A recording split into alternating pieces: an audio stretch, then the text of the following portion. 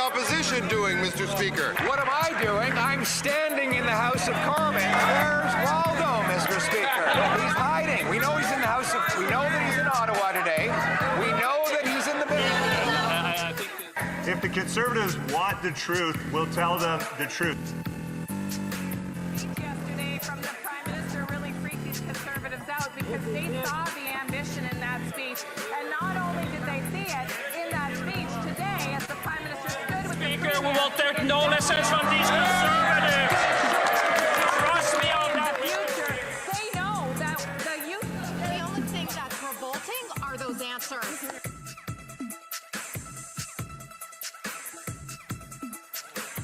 It is too bad that that minister didn't write the Prime Minister's speech yesterday, because it wouldn't have bored and depressed to tears all of those poor students stuck in that room. There he spoke about how they would have to sacrifice more and that it would take time to reverse all of the misery that has built up over the last 10 years. Mr. Speaker, young people want to have homes. They want to have jobs. They want to have hope. They want a budget that is affordable so they can have a life that is affordable. Will the Prime Minister introduce that budget so that Canadians can restore the promise of their country? And we decide what comes next. Canada know that this government has their back. It will continue. There's going to be a powerful statement for the young people of Canada. Driving inflation. The more Liberals spend, the more it costs Canadians at the grocery store. 25% of Canadians are using food banks because they can't afford to eat. So when will the Prime Minister finally get his inflationary deficits under control so Canadians can put food on the table? Mr. Speaker, Conservative members pretend to care about food insecurity, but then they call feeding children garbage. Mr. Speaker, what's garbage was that answer? Did the Prime Minister see the ad before it went out? Of course there are too many people living in poverty in Canada, but there are significant initiatives being put in place by this government. Being serious means being honest and telling Canada's economy is in fact growing, Mr. Speaker. Mr. Speaker, do you want the good news or the bad news? Well, in these times, I guess we'll have to start with the good news. It's all we've got. The good news is that David Eby, the Premier of BC, has absolutely no constitutional authority to block a pipeline. The bad news is that this Prime Minister does. Under Section 9210A of the British North American Act, works between provinces are exclusively the federal government's responsibility. So will the Prime Minister stop hiding behind the powerless Premier, get out of the way, and approve a pipeline to the Pacific today? I'd invite the member opposite to buy a ticket to Calgary tomorrow to see how a federal government works with the provincial government. Tomorrow, the Prime Minister will wave around in the air a worthless piece of paper that he says that the Premier of BC can veto any time he wants. Here's the political problem he has. Canadians want a pipeline. They know it's the best way to get our resources to market going around the United States of America, but his Keep It in the Ground caucus is standing in the way. Why doesn't he stand up to them and stand up for Canada? The member opposite should explain to his constituents why the Premier of Alberta wants to stand beside our Prime Minister and talk about how to build Canada strong. Yesterday, the Prime Minister claimed that he did not have the power to approve a pipeline. Well, too bad for him. The Constitution is public. 9210A says that it is exclusively a federal responsibility. He happens to be the Prime Minister, and he asked us to pass emergency legal powers in C5 to give him the personal authority to overturn any regulation in order to get the project done. In other words, this government has the exclusive power. He has the exclusive legal authority. Will he match that authority with responsibility and approve a pipeline to the Pacific today? What this Prime Minister is doing is leading.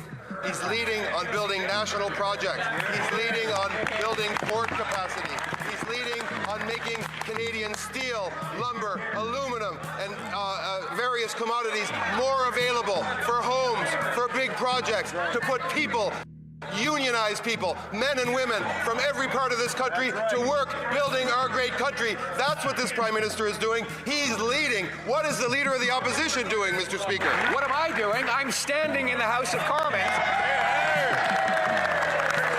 Right. Where is he? Where's Waldo, Mr. Speaker?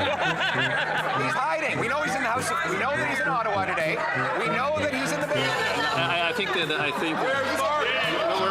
we're so close to the line there that we're actually stepping over it. So if the honourable opposition leader would continue, but maybe in a different vein. Mr. Speaker, I think we're finding out that if you're not there, you don't care. Yesterday, the Prime Minister said, who cares that Canadian workers are losing their jobs because he broke his promise to get a deal? We care. Why doesn't he show up and prove he does too? I invite the member opposite to buy a ticket and come to Calgary tomorrow and see who cares. We've gone from elbows up to who cares under this Prime Minister. Remember, he said he would negotiate a win and he would get a deal by July 21st. Well, still no win, still no deal. He's made concession after concession. He backed down on counter tariffs, on the digital services tax, on the legal action against softwood lumber, and he got nothing in return. Well, one thing. Brookfield, his company, got $80 billion in contracts hand signed by the president just 20 days after the two met. Is that what he meant when he said he would negotiate a win with Trump?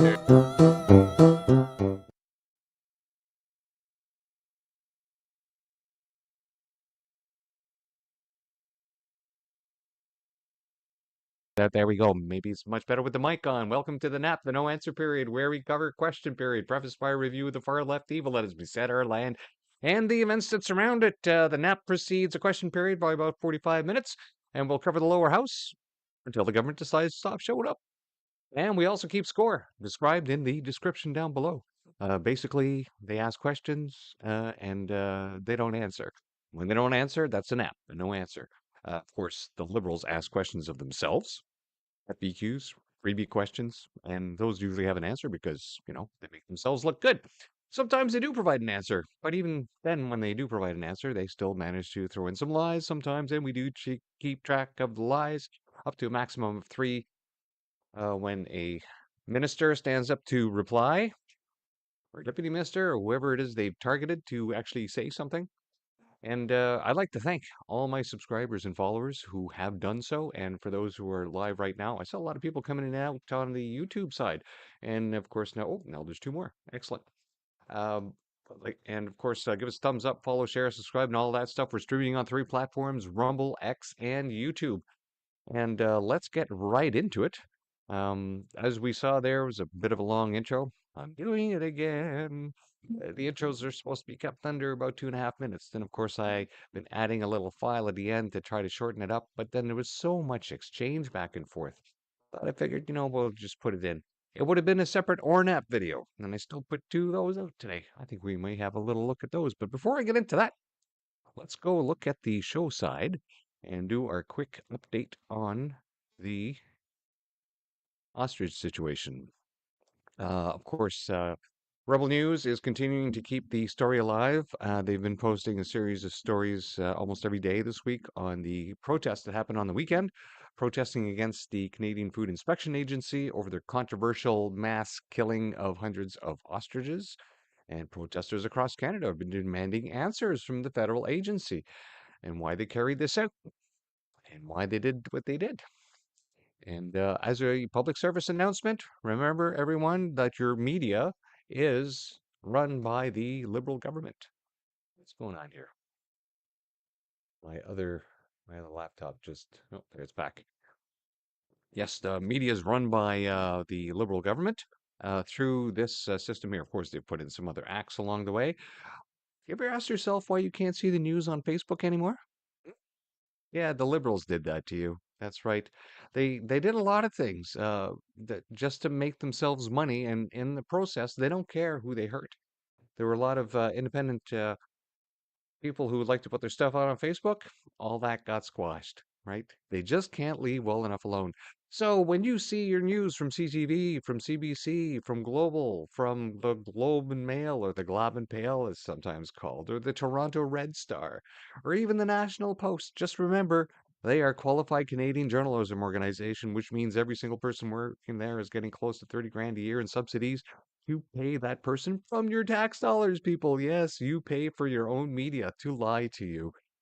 Let's move on to our next little post. Yes. Speaking of the Globe and Pale, here they go. Once again, it's non-stop cavalcade of anti-conservative hit pieces on the taxpayer-funded media So here, opinions. If conservatives are concerned about the erosion of our democracy, they should simply look in the mirror to see the reason for it and letters to the editor, blah, blah, blah. Right? So, of course, they're going to post stuff like this. And I find it interesting that they have this little sign here for Elections Canada. And I'm surprised that we're not having any issues because my VPN is still running. Excellent. So speaking of election issues, oh, wrong one and wrong one. We'll get into it after. Uh, yes. So Dave Freedom, I never got to this story yesterday, and this is in relation to the ostriches.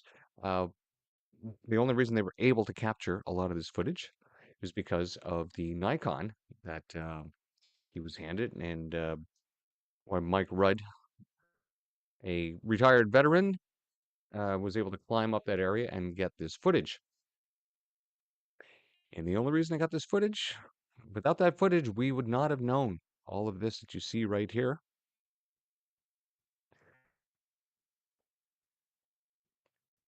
And this is how the government has been operating. They have been operating in the dark, and they want to keep you in the dark as best they can, right? And that's why we mention in every episode, in every streaming episode, about what the independent media is doing and what the government-controlled media is doing to counter it. So when the conservatives are going to be going to the next election, they will be fighting the liberal government and they will be fighting the tax-funded media as well, like they had for the last 4 elections. Now, because of this ostrich culling, there was a lot of talk about what they were doing with the eggs and the interaction with Big Pharma. And of course, we've covered this before, that the authority not to cull the birds, but they decided to do it anyway. Now here's Melissa with a little post here on X. Holy crap, CFIA is on a rampage now. 15,625 turkeys will be killed, aka humanly depopulated. Second Strathclyde Carradic poultry farm hit with an avian influenza. So if they're not dying, if they're not dead, but they're going to destroy them anyway, right? So expect your prices of food to continue to go up as these WEF control culls continue to reduce the food supply so that they can bring in their own fake meat. Because they don't want you being able to feed yourselves. They want full control, and they know the easiest way to do that is through controlling your food supply. Now, the CFIA has been at it for a while. Now, there was this story here. Another horrific killing. CFIA slaughtered 40 rare Shropshire heritage sheep on a farm in eastern Ontario. Now, this story is back from 2014. I find that interesting because the legislation that allowed the CFIA to carry out their culls in accordance with World Health Agency regulations did not get finalized until 2019. Now, the legislation was written in 2009, reached royal assent as a Senate bill in 2011, but that gave the legislation authority to the CFIA to create their own legislation, which made them unanswerable to anyone except the minister. Yeah. And that's where we are today. And of course, that specific legislation was voted in 2019 and reached royal assent then. So if they've been culling since before that, well, that was different rules than what's been used now. Now, CTV story today. Bird flu poses risk of pandemic worse than COVID. France's Institute Pasteur says. And there we go again, folks. The fear porn is on overdrive. It's the bird flu, right? And that's why they've been pulling all this stuff. This is why they're doing their mass cullings. That's why they're doing anything for safety. We have to keep you safe. And that's why if there's one person who dies of avian flu, it makes the news all over the place. But then, of course, they leave stuff out like, well, the person was a senior in their late 70s or their 80s. They had a lot of comorbidities. And of course, the avian flu is just the extra thing that tacked onto their existing issues that finally pushed them over the edge, which is typically how flus usually take somebody out. That's just the stats. You can look it up yourself. Most people that die from the flu have other issues. They don't just die straight from the flu. So, why are they doing this? Let's see here. Remember when Mark Carney invested in GlaxoSmithKline, who is developing an avian bird flu vaccine for humans? Well, the government has already purchased 500,000 doses. 500,000 doses. Yes, the government is bent on killing 400 healthy ostriches in BC who likely have immunity. No testing is allowed. Connection. So this story is obviously from before. And we've talked about the connection with Big Pharma, government of Canada to purchase avian flu. So, yeah, of course, it's all about the money, isn't it? It's all about the money. That's why they coerced everybody to take the last batch. Well, it's in the media. The fear porn is coming. They want to pull the same thing again. The only way to keep them from doing it is public perception needs to change. And I think overall, every time somebody posts something online about the vaccine this or the vaccine that, people are quick to remind them. You never resolve the issues with the last one. So until you do, you need to stop. You need to stop your BS, really. And speaking of BS, make sure we have enough time here. Uh, Melanie Jolie. Right. So the Stellantis contract. Big news, right? So we were told, and we could see, we talked about this yesterday, where Melanie was like in the camera snapping her fingers. Hey, well, don't worry, it's all in the contract. We'll let you know it's in there. The jobs are protected. It's in there. It's in there. Well, then it comes out in committee that yesterday that Stellantis didn't show up to their committee meeting, and of course there were a lot of questions being asked. And then, as it turns out, well, they never read the contract. Well, she didn't read the contract. She was given a brief on the contract. And then she acted like she knew what the contract was. She acted like she was a subject matter expert on the contract. And in fact, she never read it at all. And of course, as you know, there was no jobs guarantee. What's even worse than that that they never really passed it through their legal department. Now, Stellantis skipped their hearing, and officials who showed up admitted the minister never read the contract. Legal was barely involved, and restrictions made no sense. Canadians deserve accountability for how billions of our dollars were being handled. So typically, what happens here was that they kept working with Stellantis, and if Stellantis didn't like something in a contract, well, then the government of Canada would work with them and usually probably put it in the contract so they could get the deal with Stellantis. And when it came to legal being involved with it, billions of dollars, folks, billions of dollars. When it came to our legal department that our tax dollars are paying for, yes, they use a lot of boilerplate pieces here and there, and then the very specifics of it were apparently dealt with lawyers or reviewed by lawyers. But as for a lawyer or a group of lawyers or a lawyer in charge of other lawyers in Canada saying, we have reviewed this entire contract and we say it's good to go, they didn't do that.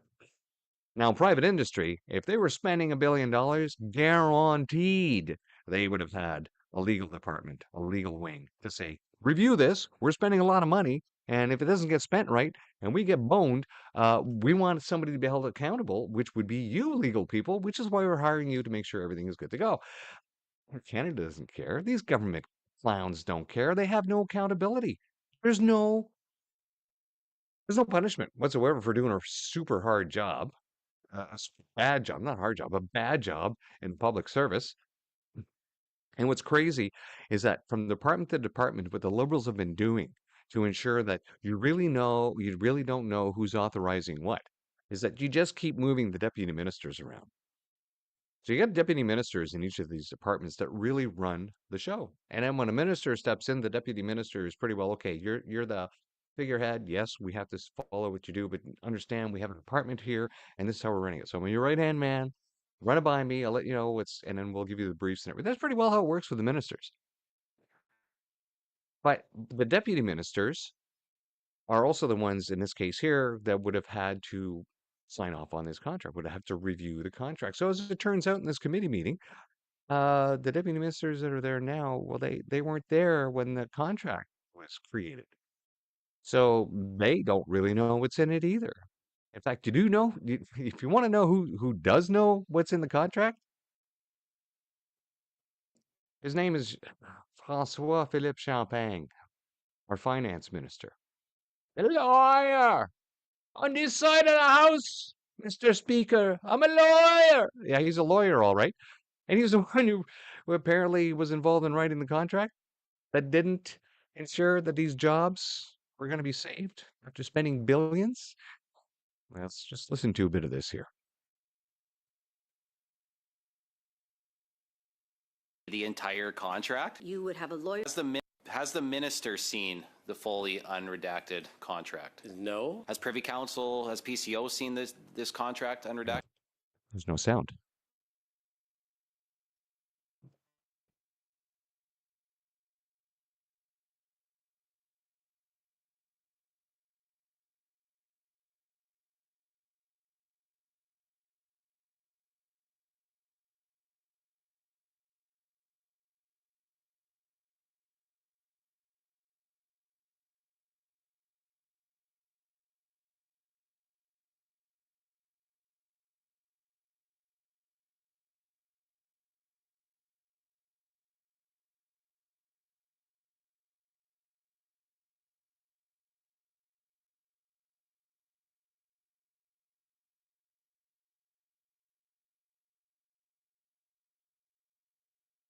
Seen the fully unredacted contract? No. Has Privy Council, has PCO seen this contract unredacted?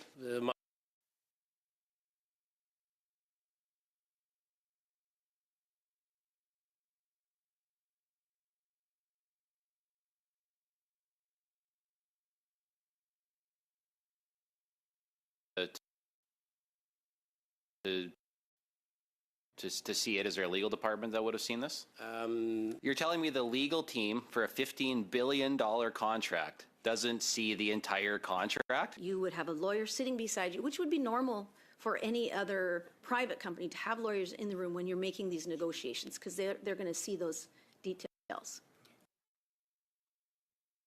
Okay, so that's insane. Sorry about that, folks. I was having some sound issues here. Everything was crapping out on me. Thank God the stream didn't die. And of course, we like to cover as much as we can when it comes to how the government is really just not looking out for Canadians. But when they don't do this, they usually do it for a purpose, so they can stay in power. Which is why I think that they have pretty well been ignoring the cumulative issues that's been happening with Elections Canada. Without such proof, how does Elections Canada verify that a prospective elector is providing their actual, real last place of residence in Canada and voting in the appropriate riding? Last time you were here, I asked you a question about the ballots in Port Coquitlam that went missing. At some point in the process for other ballot boxes, they go home to a private residence to be secured, is my understanding. Does that ever happen with special ballot boxes? They never leave returning offices. No. This guy's garage. Like and subscribe. Pursuant to Standing Order 108 Sub 3, the committee is meeting on its study of challenges regarding special ballot voting. So we're not going to play the whole video, obviously. Just go to this guy's garage post if you want to see the rest of this, or you can actually just go to the committee and then try to find the actual part. I've been having a lot of issues when I go to Parleview at times. It depends on their servers, some connectivity issues from their site. So it's not always easy to go ahead and grab these videos to make these presentations like this guy's garage has here of this part of the committee meeting. But he does have a really good write-up here. Chief Electoral Officer Stéphane Perrault got dragged through the fire on PROC yesterday, facing a brutal interrogation on everything from missing special ballots in the last 5 elections, over 800 lost in 2025 alone, including 74 ridings worth in 1 BC blunder, to expanding voting for Canadian affiliated abroad, even though non-residents with loose ties. MPs hammered the broken system, 20% expat participation boost from the e-voting pilots they're asking about. They said this could be like 2 to 3 million expats. They're really not sure how many expat Canadians are living overseas, but they have a really small percentage of them voting, and they're trying to like maybe increase the voting for those. Right. So and then, of course, that creates other problems, or a bot farm nightmare with 5,000 plus fake signatures flagged by NSICOP. So it's like the integrity of our elections, or the past 5 elections, has been slowly declining. Perrault defended hybrid reforms under Bill C-25 as an essential, but Conservatives blasted absenteeism gimmicks, costing $5 million. NDP demanded Indigenous language safeguards, and Bloc raged over French gaps.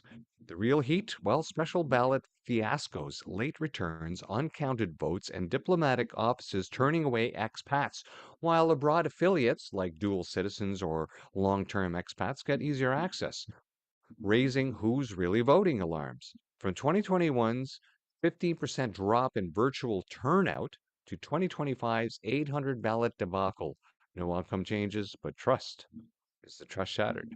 This was no lovin'. It was a wake-up call for elections integrity ahead of 2026.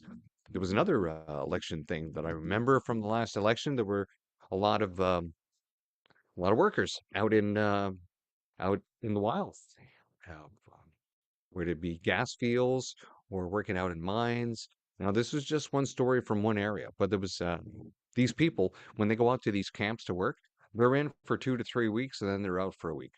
And as it turns out, well, the election for a group of these guys going out and working in these fields was going to be while they're there. So they would have to do either an advanced ballot, which is not always easy, especially if you're a worker out in these areas, because you're just usually living in another part of the country. You're only going over there in that province to work for a couple of years, make a bunch of money, and then move on. The residence that you're getting nearby isn't really your permanent residence, so sometimes it makes it difficult to vote. Maybe you're not even voting for that area. You might be voting for where your real residence is from where you came from. Regardless, a lot of these people wanted to vote, and they were told they could vote, and they would be given a ride into town. And then it turns out that they weren't. So there's issues like this where no, they weren't going to get a ride into town, but their foreman told them that they would have their ballots. It's these little things like this. There was a lot of electoral issues, and when they brought Elections Canada, and if you listen to any of these committee meetings, a lot of them are acting like, well, we got it under control. It's not a big deal, kind of thing. But then when you look at a vote like the one in Quebec, where you had a mislabeled envelope for return address provided by the government, fill out your ballot, send it to this address that's set up inside, and then no problem. Except the address was wrong because the guy filling them out had a brain fart and was putting in his own postal code as opposed to the postal code for Elections Canada, and a lot of these didn't get there. And this one particular person got their ballot back after the election and goes, well, geez, that would have been a tie if my ballot was counted. So they took it, and then of course the decision was, well, we appreciate there's a certain percentage of ballots that will be lost from the mail-in. We just appreciate that loss, and that's within the bounds of lost votes, so we're not going to count it. That's insane. These kind of decisions that take away, disenfranchises taxpayers, people who live in this country, our citizens. You disenfranchise another voter, you're disenfranchising me. It's not right. It's not right at all. We have issues with Elections Canada, big time. Let's listen to Michelle Ferrari. You in on a little secret, a little political trick that politicians who want to keep power, all of them do to the voter. Overwhelmed with their life, they're not really paying attention, and they're banking on you not paying attention. Pattern recognition. Remember, we learned about this probably in like grade 2 or 3, and you had to 2 yellow, 1 blue. Anyway, pattern recognition is real important here because what we're seeing is a pattern over and over and over again. And the Liberals have done this repeatedly for the last 10 years in particular. Now, before anybody gets all up in arms, I am not saying any political party is perfect, but this is critical for you to know as a voter. So, Canada has natural resources, in particular oil and gas. It is a game changer. It's what the U.S. wants. It's what every country wants. We are very strong. And the gift that Donald Trump gave us is to look in a mirror and be like, wow, we should have done this a long time ago. We are behind the 8 ball. We have what the world needs and wants. Let's develop it. most of you are actually on board with this. A lot of the people who were carbon tax fanatics have finally said, okay, yeah, this was not the best idea. Our oil and gas is clean. It's amazing. It can make us sovereign, wealthy, prosperous, healthcare, social services. Yeah, let's do this. Carney knows that means votes. So he shakes hands with Premier Danielle Smith and says, yeah, no problem. We'll get your pipeline built. But there is federal legislation, the liberal legislation, C5, that says this is purely federal jurisdiction. But Mark Carney has said in the House of Commons yesterday, when I record this video, that he is going to veto his very own legislation that prevents pipelines from being built and give it to a provincial jurisdiction. And in this case, this is BC Premier David Eby. The memorandum of understanding that we're negotiating with Alberta creates necessary conditions but not sufficient conditions because we believe in cooperative federalism. We believe the government of British Columbia has to agree. What am I saying? I'm saying that the Prime Minister is doing what the Liberals have done repeatedly. They say and tell you they're going to do the thing that the voters are asking for, but they're setting it up so that it fails, but they won't be the one to take the blame. And in this instance, it will be the province. He's saying, no, we'll let the provinces decide whether or not the pipeline can. And of course, they will blame Trump when it fails, right? They will blame Trump because that's what they do. It's always about the MAGA stuff. And that's why I think they're preparing for an election because they know everything. Well, actually, what they really wanted an election when when the budget was tabled, right? They were hoping the budget would get defeated. I did a couple of videos on that. And there's another story that Rebel News has been carrying as well. If you remember, there was a pastor, Derek Reimer, and he was the one who was basically saying that why are you turning our public spaces into child grooming events? And of course, the way the legislation is, continuing to be created with this cultural Marxist ideology that frames fantasy interactions by people who believe something that can't be true, that we have to believe is true with them as well.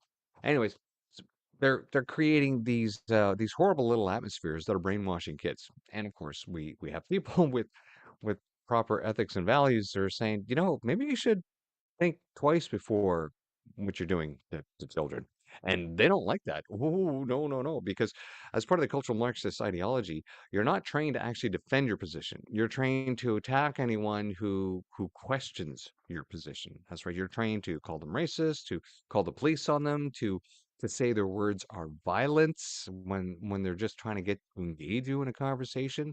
And then they will denounce everything that you say as being unsafe, right? And which requires the police to be called because you make them feel unsafe. And it's all about feelings, right? It's not about facts. It's about feelings. So if you want to see the latest update on Derek Reimer, Rebel News has this. Now, Holly Doan over at Blacklocks documents, feds, and of course we covered this at the time. All the independent media knew this at the time, and we're not surprised that this information came out because the entire thing was fake, right? So the HICCCA admitted that they faked construction site as a backdrop for Prime Minister Mark Carney's promise of a faster, smarter home construction. Right, the modular homes that are making part of his stock portfolio rich, the ones where we're paying a gazillion bunch of dollars for shacks off Iraq, instead, of course, maybe directing the money to actual tradespeople that build homes. Well, can't do that. No, it has to be corporations that build shacks off Iraq. Government paid $32,707 to have contractors install and then disassemble temporary structures for TV cameras. And I believe Ms. Ball, who is in the same constituency as Mark Carney, who ran the Conservative position against him, and of course didn't win, the one who keeps reminding us that Mark Carney still doesn't have constituency offices in his constituency, even though he's the Prime Minister. You think a rich fellow like him could afford at least one constituency office? I mean, even the leader of the opposition has two. And he opened his up the day after he was elected. And here we are. How many months later? Was it May, June, July, August, September, October, November. Wow, 7 months, and you still don't have constituency offices opened up. But you got money to spend on fake houses, don't you? So what do we got here? World famous brewing institution leaving the U.S. for Canada. And of course, everybody's like, woohoo, a conservative's going to hate this story that somebody's moving their business to Canada from the U.S. Yeah, well, then once you look into it, then you find out that recent regulatory changes in the U.S. have made it much more challenging for many of our international students who have become the majority of our student body to attend classes in person.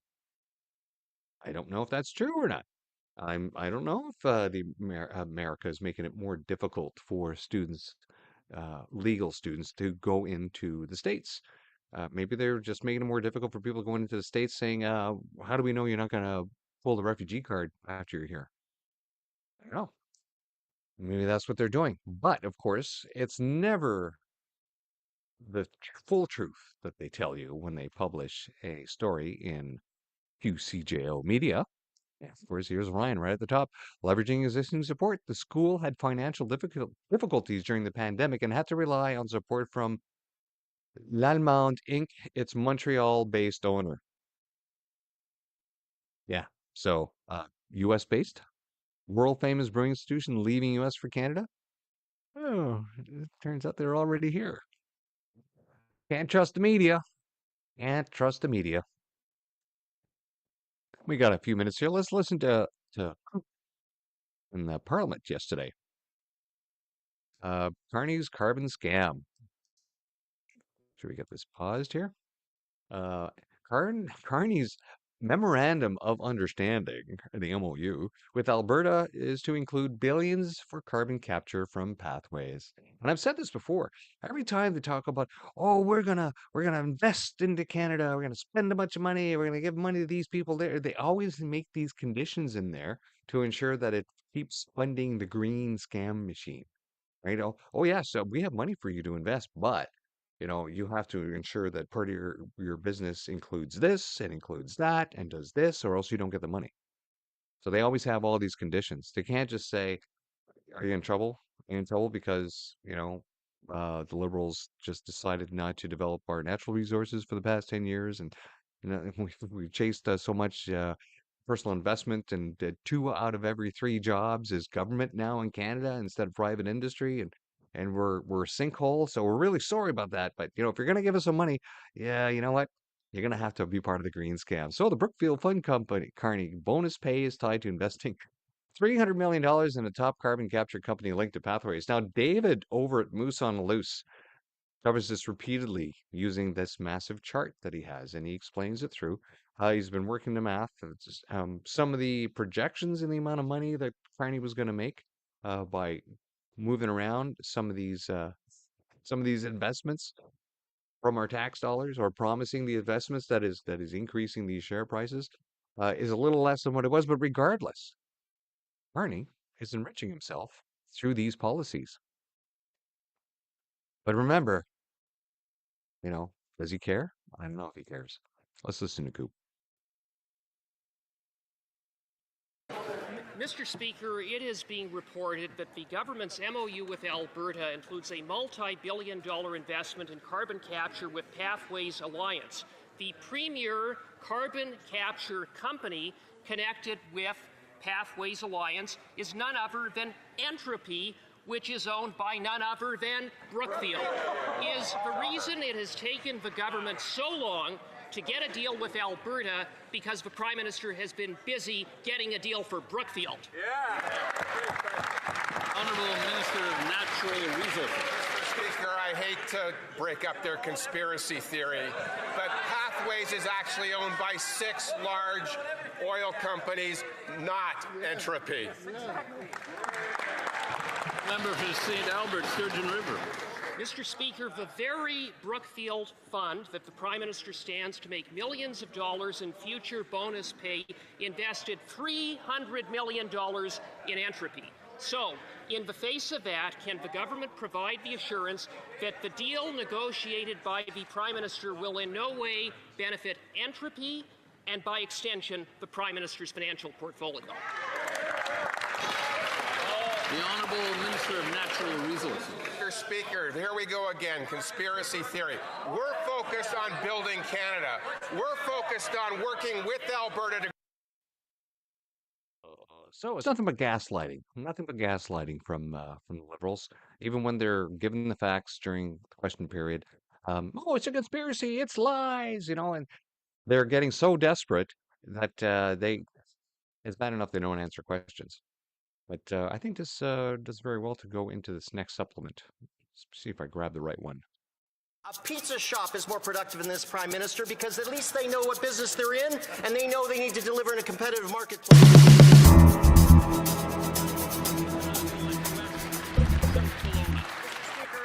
Sorry, I was going to give you The the Prime other. Minister finds himself in a dilemma of his own making. He, his ministers, his MPs say one thing in British Columbia. There we go. Okay, play.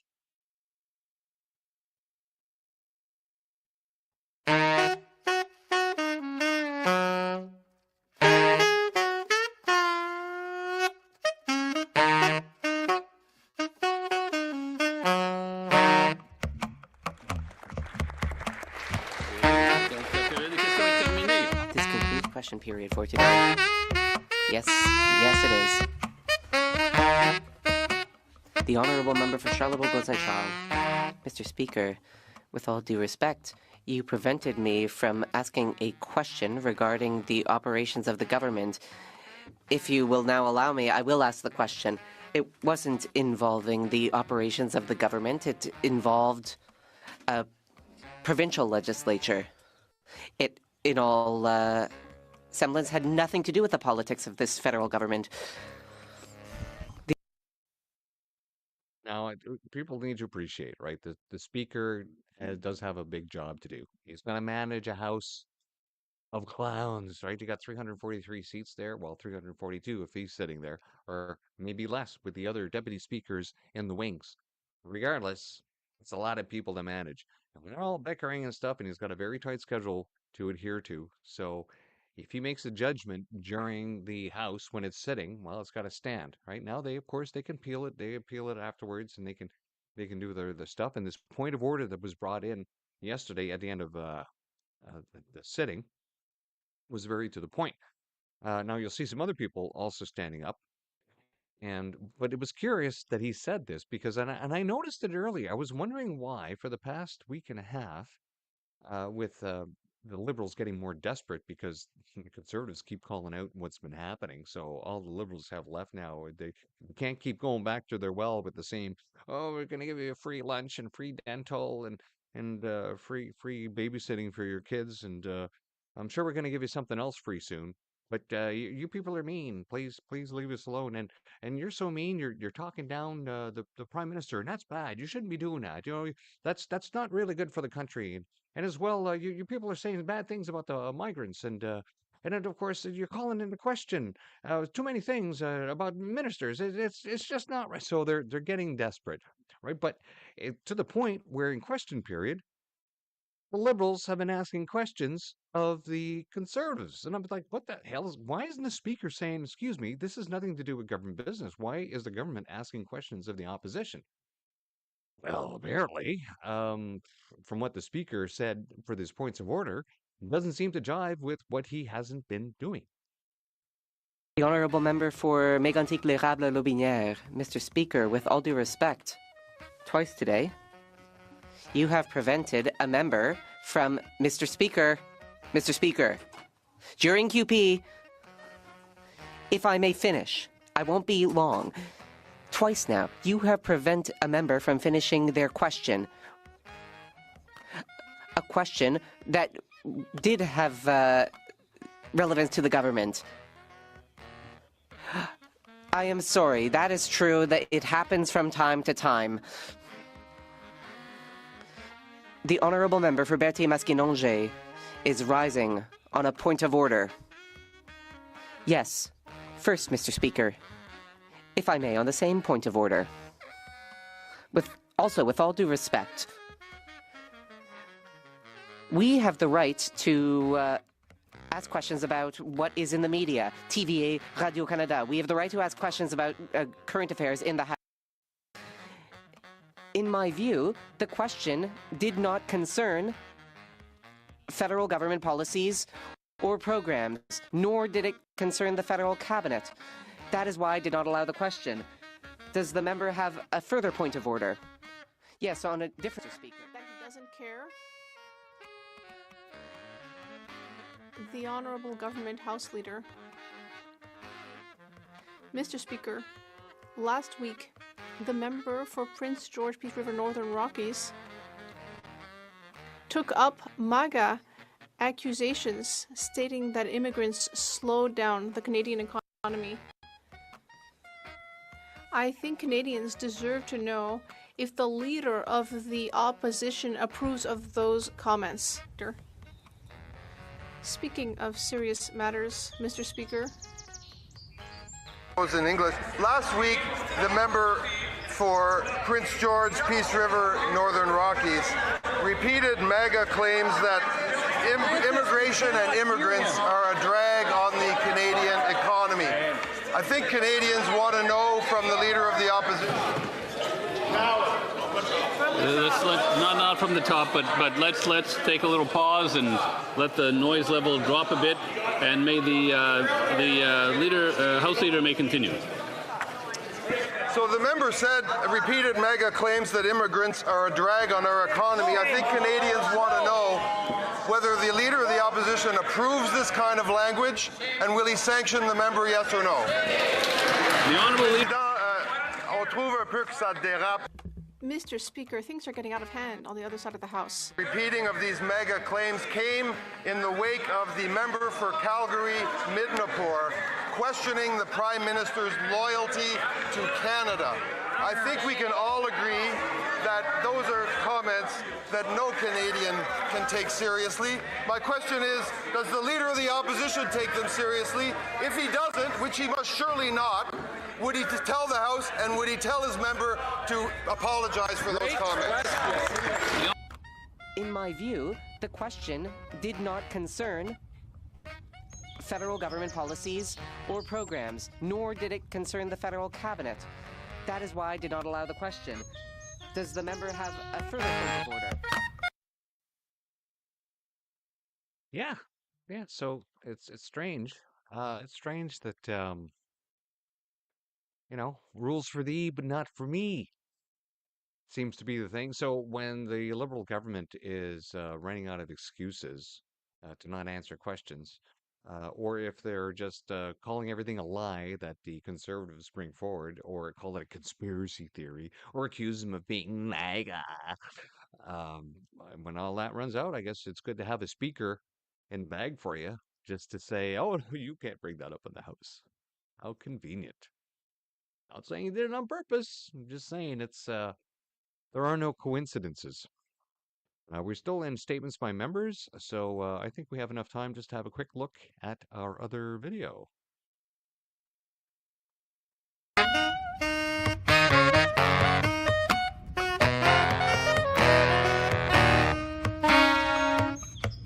Pizza shop is more productive than this Prime Minister because at least they know what business they're in and they know they need to deliver in a competitive marketplace.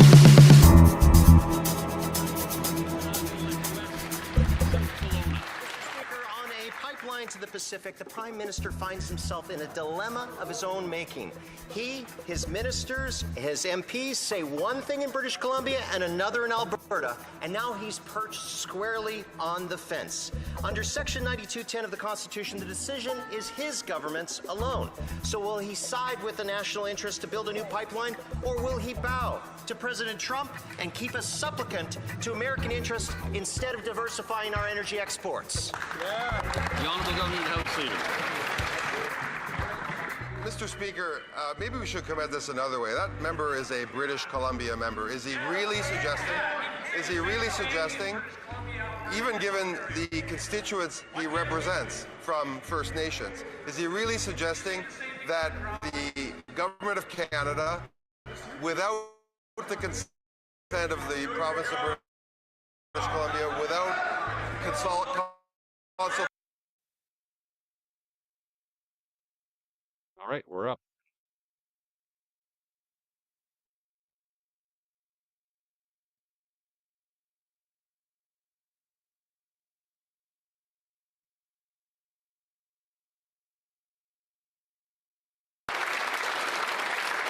Oral questions, Castillo's, Ohio, the Honourable Leader of the Opposition.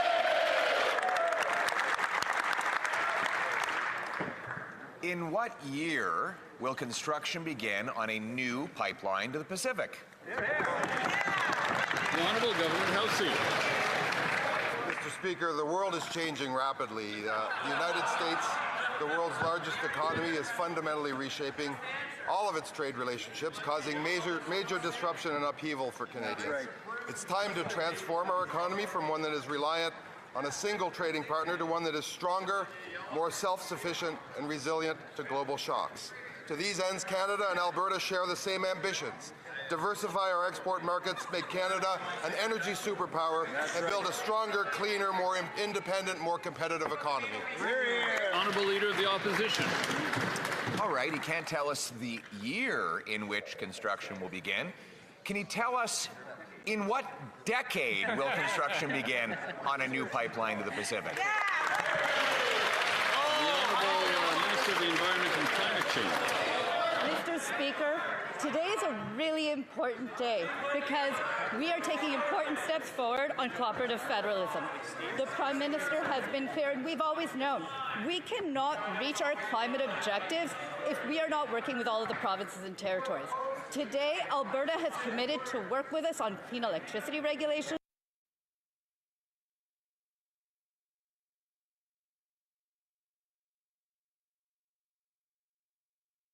on methane regulations. Those are important steps forward for Canada to move towards its climate objectives, and we will keep doing that work. The Honourable Leader of the Opposition.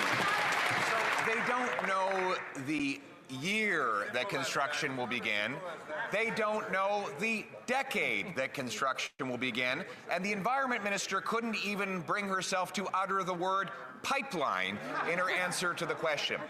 And what today's deal allows a proposal for a pipeline to go to an office in 7 months, which will then be studied for 2 years, after which the Prime Minister will give a pipeline veto to the BC NDP Premier, who's already said he's against.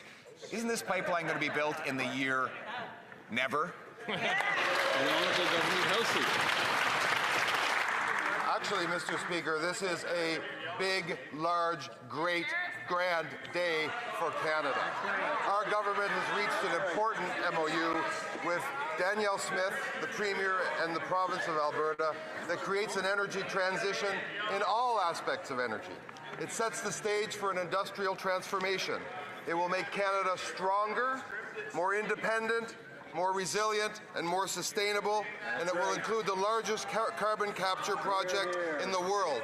It will mean all of Alberta's energy resources are among the lowest energy intensive in the world. The Honourable Leader of the Opposition.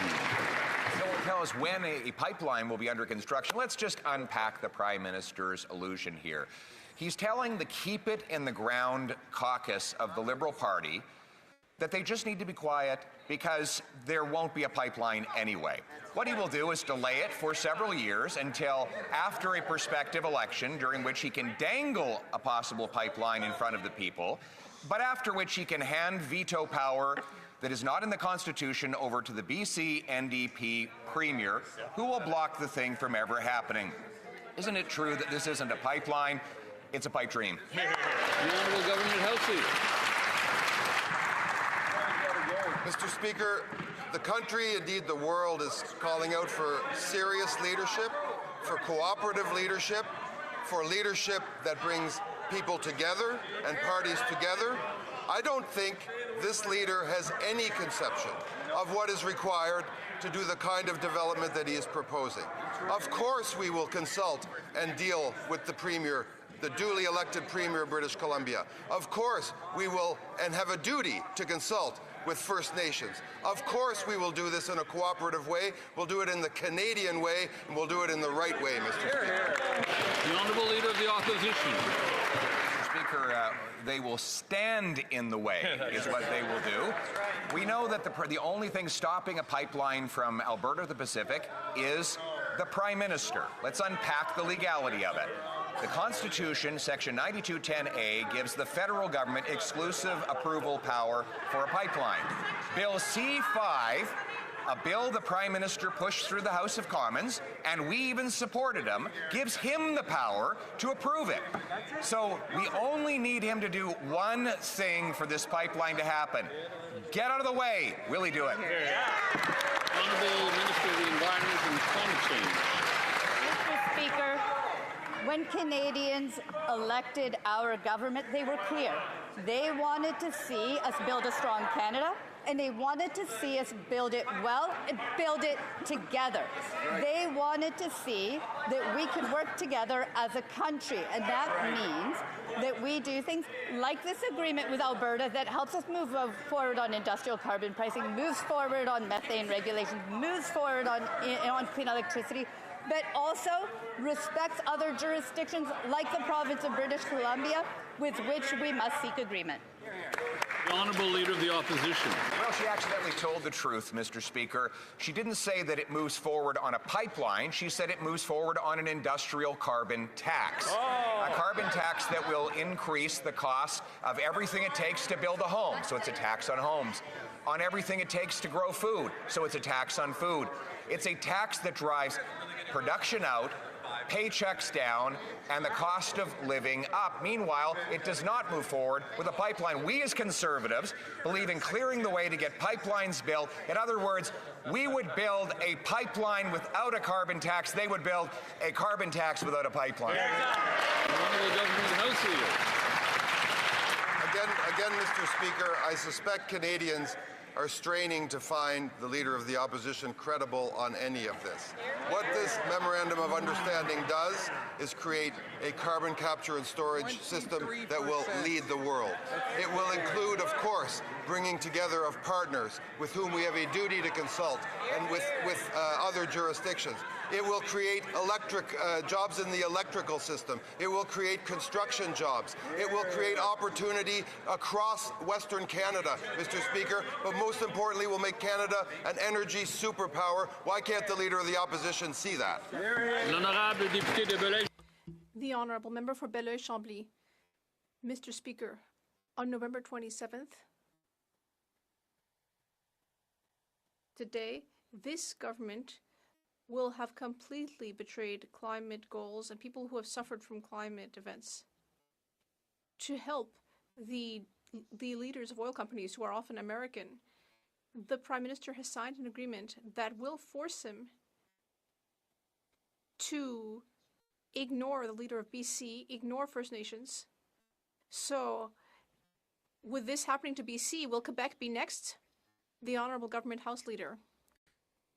Mr. Speaker, we should not be surprised that the leader of the Bloc Québécois looks for any excuse to sow division within Canada. What we're seeing today is the same thing as we do with Quebec, which is cooperate, work together so that federalism can create economic opportunity. Yes, a renewable energy,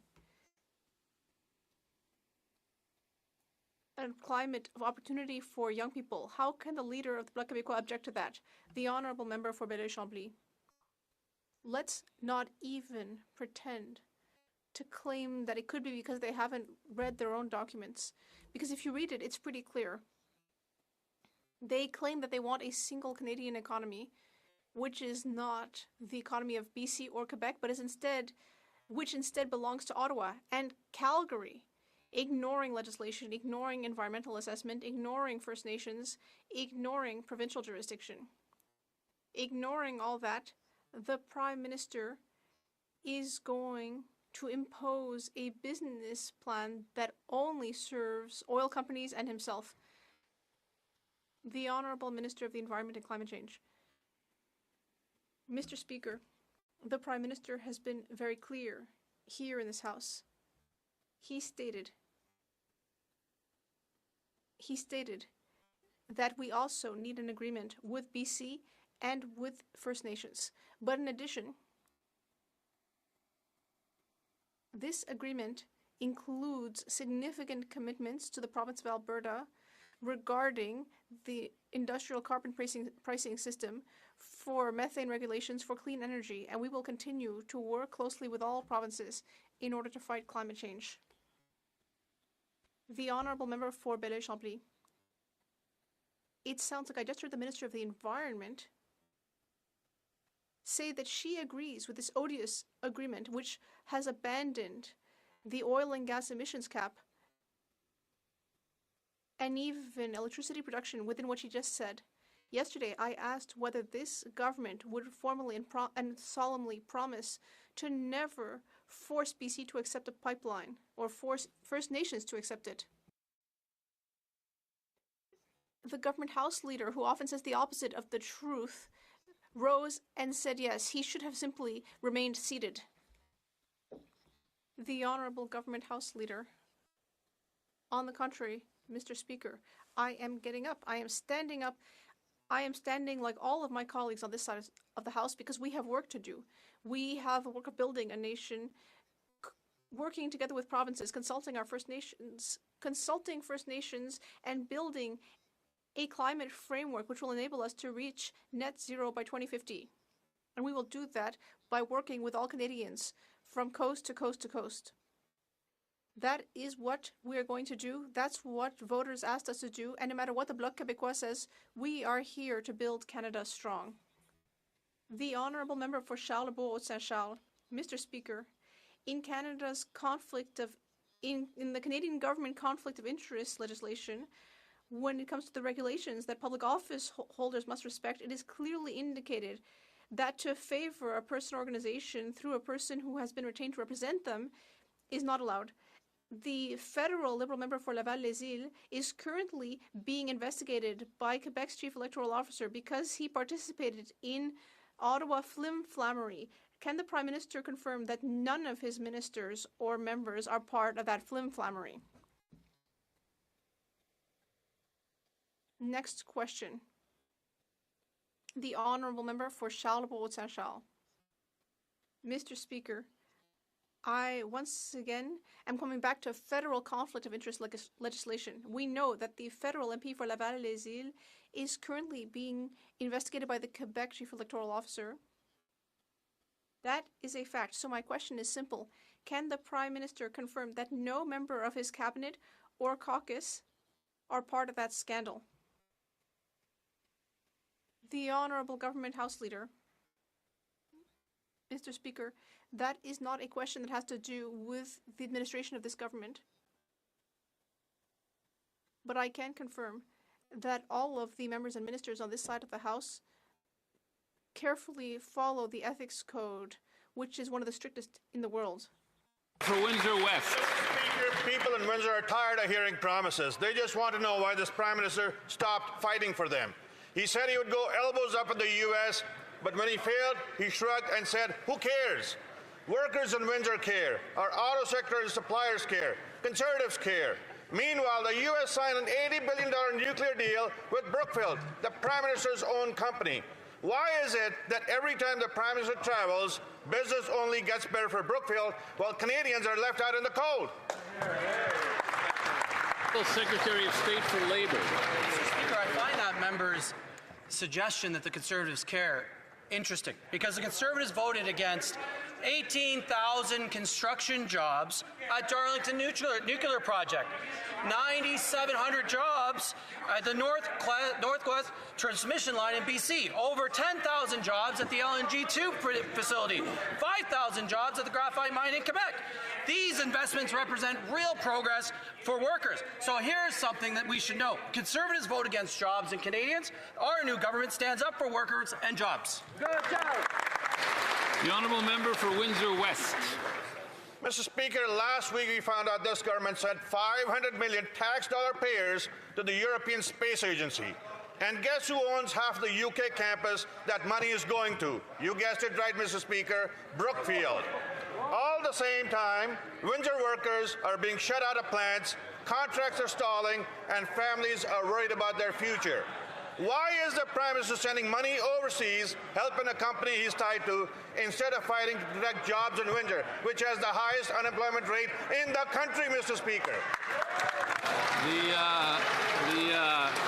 The Honourable Secretary of State for Labour. That member voted against the largest infrastructure investment in Canadian history, Mr. Speaker. Jobs for the IBEW, jobs for the carpenters, jobs for the era, jobs for the union members in his riding, Mr. Speaker. We will be building big, building with steel, building with Canadian steel, Canadian lumber, Mr. Speaker. When will the Conservatives get on board with Canadian workers, Mr. Speaker?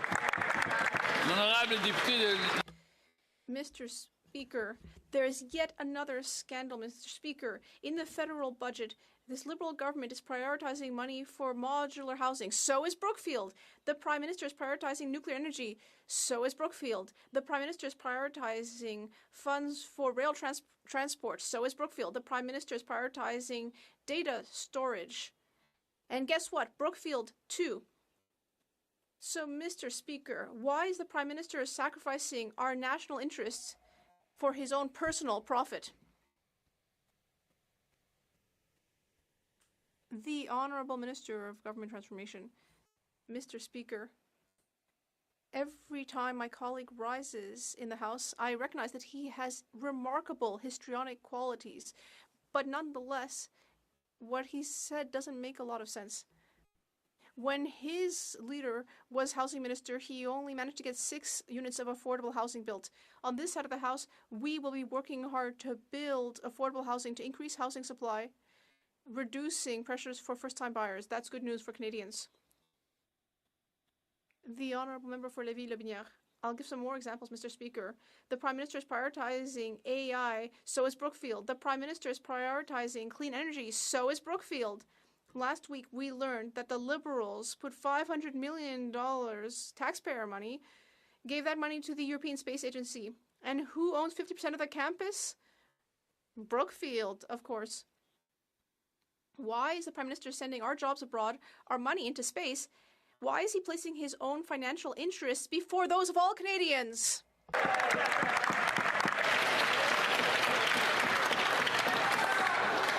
L'honorable ministre.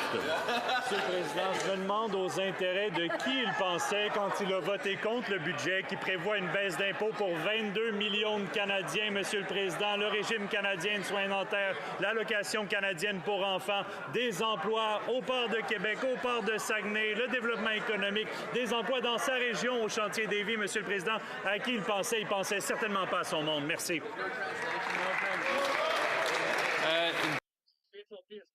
Like the translation. Interpretation, the microphone was off.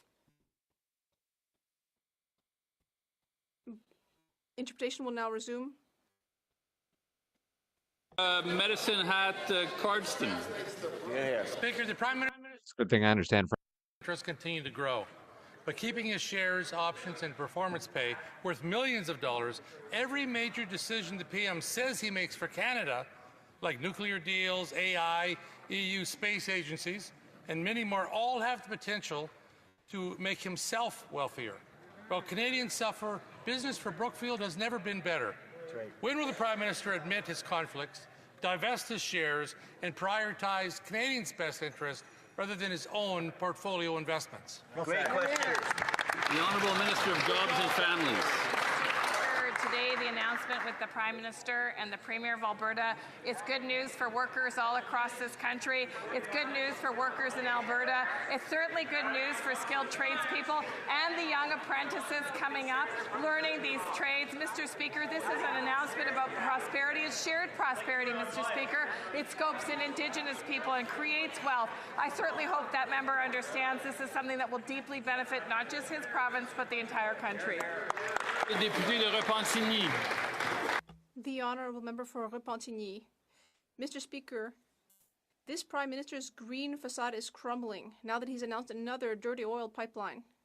And beneath that green facade, we're just seeing the black of oil, just as much as with the Conservatives, and perhaps even darker, because over 10 years in power, Stephen Harper did not manage to bring in a pipeline. Whereas the Liberals announced a second one this morning, with perhaps more to come. They seem to have given up completely on meeting their climate emissions targets. When it comes to the environment, are they worse than the Conservatives, or is it all just the same thing? The Honourable Minister of the Environment. Mr. Speaker, I've said it before and I'll say it again. We can only meet our climate targets by working closely with provinces and territories. Canadians elected us because they wanted to see us working with the provinces and territories. And that's what we're doing with this agreement. Alberta has committed to working with us on an industrial carbon price, on methane emissions, and on clean electricity. That is what we have to do that is what we have to do to fight climate change, and that's what we will do. The honourable member for Repentigny. Mr. Speaker, it's hard to believe that the Minister of the Environment is defending pipelines. I can't believe what I'm hearing. Let's look at what our so-called Green Prime Minister is doing. He put an end to carbon pricing. He has given up on zero-emission vehicle targets. He has put an end to the emissions cap for the oil and gas sector, billions of dollars in tax credits for fossil fuel, boycotted COP30, given up on environmental assessments for oil projects under C5. And today we have yet another pipeline which will undermine the oil tankers moratorium in a marine protected area. Is this the Liberal government or is this Donald Trump's policy? The Honourable Minister. Mr. Speaker, Canadians elected us to build Canada strong, and that is what we're going to do. Let's look at the projects we've brought forward. We brought in a hydroelectric project in Iqaluit. We brought in a clean electricity project in the northern part of BC. We are going to continue doing the work. Today is yet another time when we are continuing to maintain an industrial carbon price. We are continuing to have methane regulations, clean electricity regulations, not just regulations, but what we are going to build. The Honourable Member for Richmond North Vaska. Thank you, Mr. Speaker. The Prime Minister said, who cares, when asked what was happening to the negotiations with the U.S. And he backed down on the digital services tax without getting anything in return, at least not for Canadians, because a few days later, the Americans suddenly signed an $80 billion with whom? With Brookfield, the Prime Minister's company. Why is he sacrificing the interests of Canadians and promoting his own? I know what they're going to say. They're going to talk about the budget, pipelines, housing. It's all very well, but they're never going to actually answer my question. The Honourable Parliamentary Secretary to the Minister of Natural Resources. Mr. Speaker, I have good news for all workers in Canada. The big projects that we're bringing in will generate great jobs throughout the country. Good unionized jobs in all areas. And that will help all of Canada move forward. Thank you. Member for York Centre. Who cares? Who cares, said the Prime Minister when asked about contact with the U.S. President on a trade deal. Everyday Canadians care. Everyday Canadians who are going broke or who are losing their jobs because of this trade uncertainty. In my city of Toronto, investment, commerce, and real estate froze. Only 25 new condos were sold last month in a city of 3 million. Other than Brookfield, nobody can make a decision because of the uncertainty caused by this Prime Minister's failure to get a trade deal. So instead of being dismissive and derisive, why doesn't the Prime Minister keep his word and finally get a trade deal? The Honourable Minister of Jobs and Families. Yesterday, I stood with the Prime Minister and the President of DeFasco as we announced additional supports for steel, for lumber, Mr. Speaker, for the communities and the organizations and their employees that have been deeply impacted by tariffs. And Mr. Speaker, they're not only encouraged by our support, but they're excited about the future. And you know why, Mr. Speaker? Because they have an opportunity through Buy Canada policies to pivot their products and sell to Canadian projects. And Mr. Speaker, that's what Canadians expect, that we invest in ourselves, that we take care of ourselves, something these guys can't get. Exactly. The Honourable Member for Richmond Hill South. This Prime Minister went from promising elbows up to throwing his hands up, saying who cares the moment the President pushed back. He caved on the digital services tax, abandoned counter tariffs, and walked away from the softwood legal fight, leaving Canadian workers totally defenseless. We thought he got nothing in return, but it turns out he got nothing for Canadians, because just days later, the Americans signed an $80 billion nuclear deal with his former company, none other, Brookfield. So while Canadian workers are left standing in the penalty box, the Prime Minister's friends are skating away with the puck. Why is this Liberal Prime Minister trading away Canada's national interests while advancing his own personal interests? The Honourable Secretary of State for Labour. Mr. Speaker, again, that member voted against the budget, which is going to see the largest investment in infrastructure across this great country, Mr. Speaker. We're going to be building homes, building community centers, hospitals, bridges, roads, Mr. Speaker, all with Canadian steel, Canadian lumber, Canadian unionized worker. Mr. Speaker, every day the Conservatives come in here and they vote against jobs and they vote against Canadians. Member for Kitchener South Hespeler. Mr. Speaker, that member did not answer the question, so I'm going to ask it again. The Prime Minister caved on counter tariffs, on digital services taxes, on legal disputes with the softwood lumber. We thought he was getting nothing for Canadians, but it turns out he was getting lots for his company, Brookfield. Days after he was in the White House, the Americans signed an $80 billion nuclear reactor deal with Brookfield. Why is it that everywhere the Prime Minister goes, Brookfield gets a sweet deal and Canadians get no deal? Why? Honourable Minister of International Trade. Mr. Speaker, speaking about trade, Canadians know that 2/3 of our economy is powered by trade. We're opening doors for Canadian products to reach new global markets. We signed new trade deals with Ecuador, Indonesia, an investment agreement with UAE, securing $70 billion commitment for more investments in Canada. This is what this government is focused on, is opening new doors and more opportunities for Canadian workers and businesses. Thank you, Mr. Speaker. The honourable member for Niagara West. Mr. Speaker, can the Prime Minister explain to Canadians why every time we ask about a conflict of interest with Brookfield, his answer is basically, who cares? Nothing to see here. Just ignore the fact that I used to run the place. Because Canadians are starting to wonder, if Brookfield were any closer to this government, would it need a visitor's pass or just a set of cabinet keys? So my question is simple. How can Canadians trust decisions aren't being made in the boardroom instead of the House of Commons? Or is this Liberal government now offering loyalty points for conflict of interest? The Honourable Secretary of State for Financial Institutions. Mr. Speaker, Canadians made a decision on April 28th between two visions for this country. A vision of hope, a vision of leadership, versus slogans and division. Our Prime Minister is a world economic and business leader. He has traveled the world building up relationships and signing deals to build our economy, something that leaders never worked a day in. Thank you, Mr. Speaker. Member for Peterborough. Mr. Speaker, on this side of the House, we know meaningful consultation with Indigenous right holders is essential to protecting rights, supporting sustainable development, and building respectful long-term relationships. Could the Minister of Crown Indigenous Relations share how early and ongoing engagement with Indigenous communities is helping improve our federal approach to consultation? The Honourable Minister of Crown Indigenous Relations. Thank you, Mr. Speaker.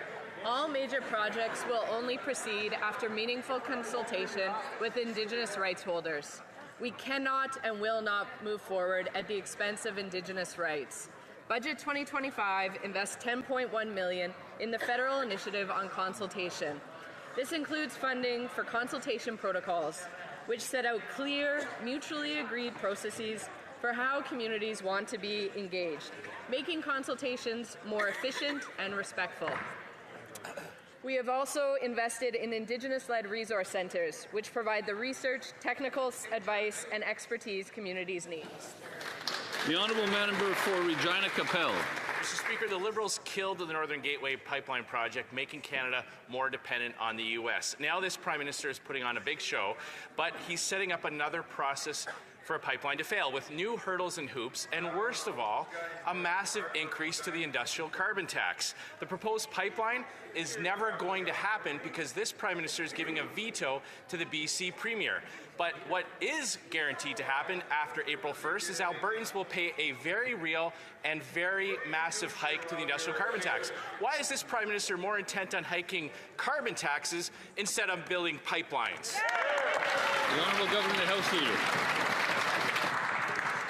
It's perplexing to us over here why they keep talking about some supposed veto by the BC Premier when, in fact, of course, we will deal with the people and the province of British Columbia. But what they don't mention is the signature of the Premier of Alberta on a memorandum of understanding that commits us to consulting provinces, consulting First Nations, building out clean and renewable technologies, an electric grid, and building and creating opportunity for young Western Canadians for generations to come. For Regina Capel. It doesn't matter how many signatures they put on that MOU if they give a giant veto stamp to the British Columbia Premier, Mr. Speaker. Instead of just repealing all the Liberal leave-it-in-the-ground laws that killed energy projects, this Prime Minister has just unveiled a new process that is designed to fail. He's giving an unconstitutional veto to the BC Premier. He's forcing Albertans to pay billions to put air into the ground, and now he's hiking the industrial carbon tax. Every time the Liberals hike those carbon taxes, everything gets more expensive. Why is this government forcing through a massive hike to the carbon tax instead of just getting out of the way? The Honourable Government House Leader. As Canadians watch this debate unfold, Mr. Speaker, they will take note of lines like putting air into the ground. In fact, we are putting carbon into the ground. We are taking it out of the atmosphere, making our production of energy resources less carbon intensive and putting carbon, in fact, underground, therefore committing Canada in the fight against climate change. Mr. Speaker, it's very interesting, and I know Canadians will be following this debate with great interest, and the slogans of the Conservatives will be something that they won't forget. Honourable Member for Ponoka-Didsbury. Mr. Speaker, the current Prime Minister was the advisor to the last Prime Minister, and under his watch, no private company was able to build a pipeline. Not TC Energy, not Enbridge, not Kinder Morgan, just the Canadian taxpayer. Now we learn that Alberta must initiate a carbon capture project via the Pathways Alliance in exchange for a pipeline. And who has a significant stake in Entropy, one of the leading Pathways carbon capture companies? Well, it's none other than the Prime Minister's company, Brookfield. Oh, wow. Which begs the question, is the only way anything can be built in Canada is if Brookfield profits? The Honourable Government House Leader. Mr. Speaker, the owners of the Pathways project for carbon capture and storage are in fact 6 oil and gas companies, all of whom operate in the province of Alberta and employ thousands of... The Honourable Member for Ponoka-Didsbury. We know that the Prime Minister has been meeting with Brookfield executives behind closed doors. This is the same Prime Minister who served as board chair of Brookfield Asset Management. And now we learn that he won't allow Alberta to build a pipeline unless it initiates a $16.5 billion carbon capture project where Brookfield profits. The taxes and royalties from a pipeline should be used for doctors, nurses, roads, schools, police, housing, and securing our country. But instead, billions will now pour into the coffers of corporate giants and Liberal insiders, including, of course, Brookfield. How much revenue does the Prime Minister have to divert to his own company before he demands that Canada just simply change its name to Brookfield? The Honourable Government House Leader.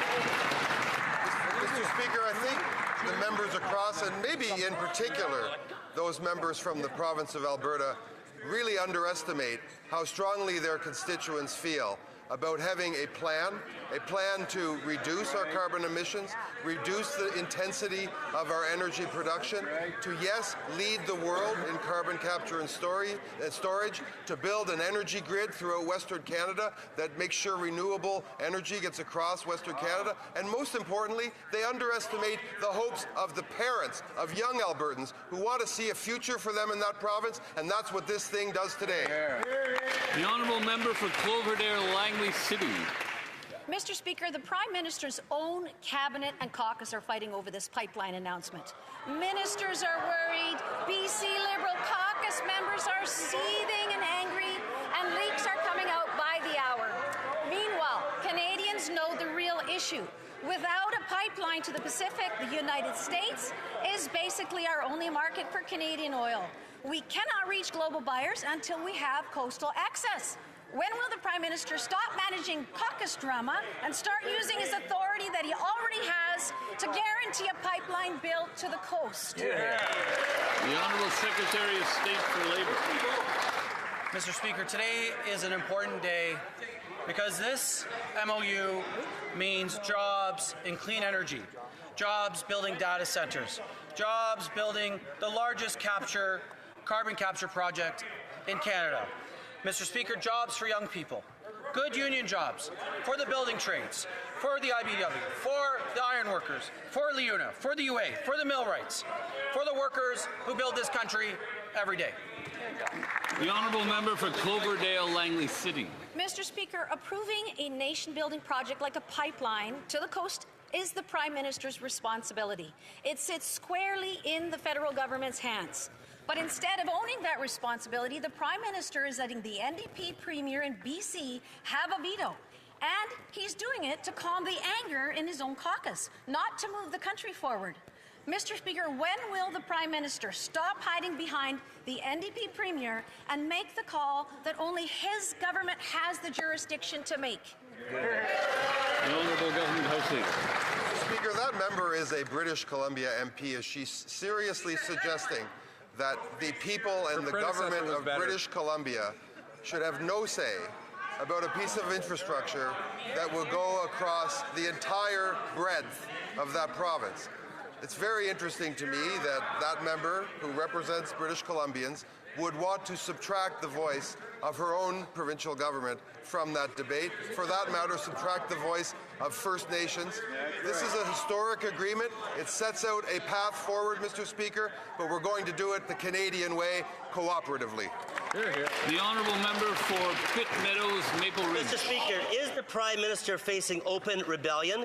A Liberal MP told CBC News that their caucus is seething and angry over a pipeline. No wonder the Prime Minister keeps flip-flopping. One day he's for a pipeline, the next day he claims it's up to BC NDP for David Eby.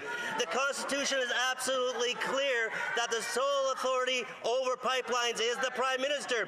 Is he breaking his promise to no pipeline David Eby, or will he break his promise to build it through delays, over-regulation, and endless consultations? Wow.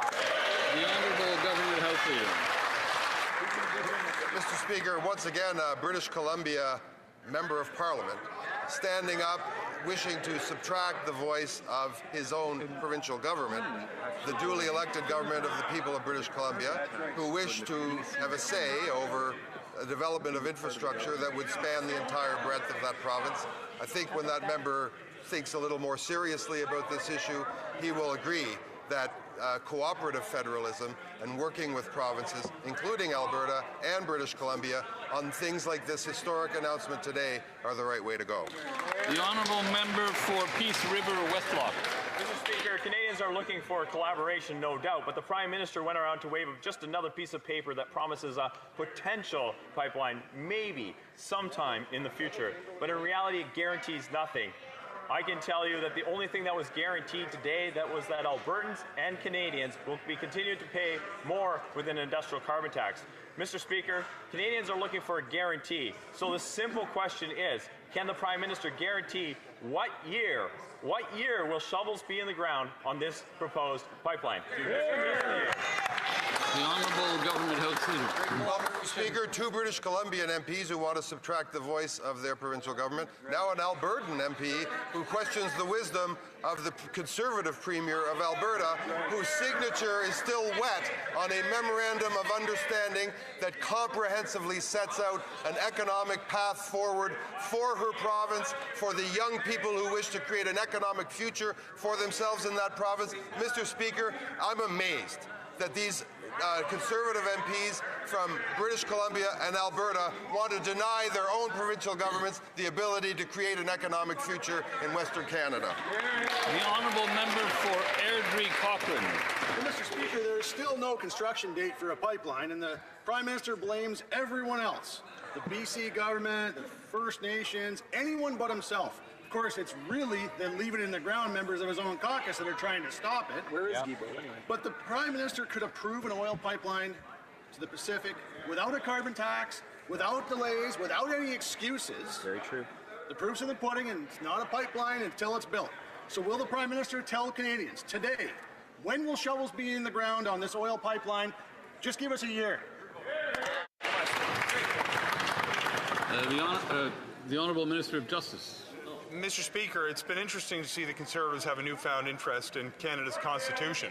They point out on occasion the federal government has certain authorities in this respect, but they have not taken care to actually read the entirety of the provision they so routinely cite, which similarly empowers provincial governments to actually build the infrastructure necessary to operate a pipeline in this country.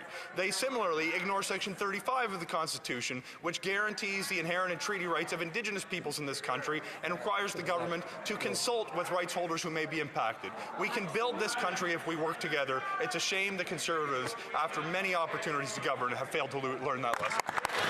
The honourable member for Hamilton West, Ancaster Dundas. Mr. Speaker, the people of Hamilton know Canadian steel is an integral part of building a secure, sovereign Canada. Everything from homes to defence requires a strong...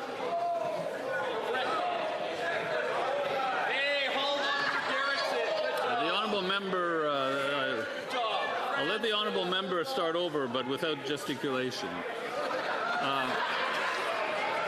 The honourable member for Hamilton West, Ancaster Dundas. Thank you, Mr. Speaker. The people of Hamilton know Canadian steel is an integral part of building a secure, sovereign Canada. Everything from homes to defence requires a strong industrial steel sector. With the announcement yesterday, it's clear that our government is focused on building Canada strong, Canadian steel to build Canadian products, building the strongest economy in the G7. Can the Minister of Jobs and Families... Excuse me, the honourable member from the top, please.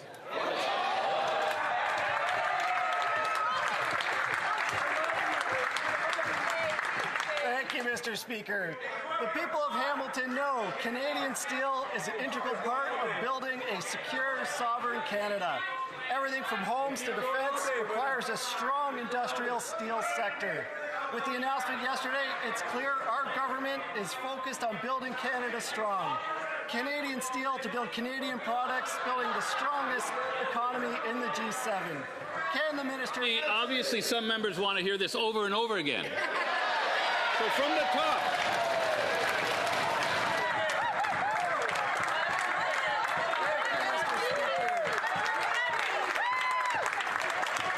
The people of Hamilton know Canadian steel is an integral part of building a secure, sovereign Canada.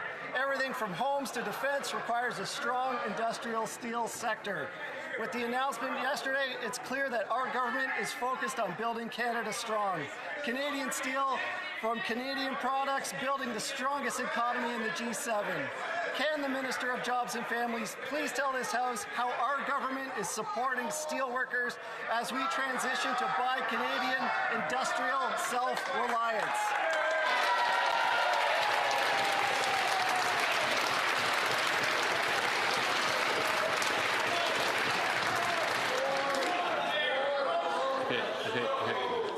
Now we have to hear the answer. So the honourable minister of... Finally, Mr. Speaker, Hamilton gets a voice in the honourable minister of Jobs and Jobs and Families.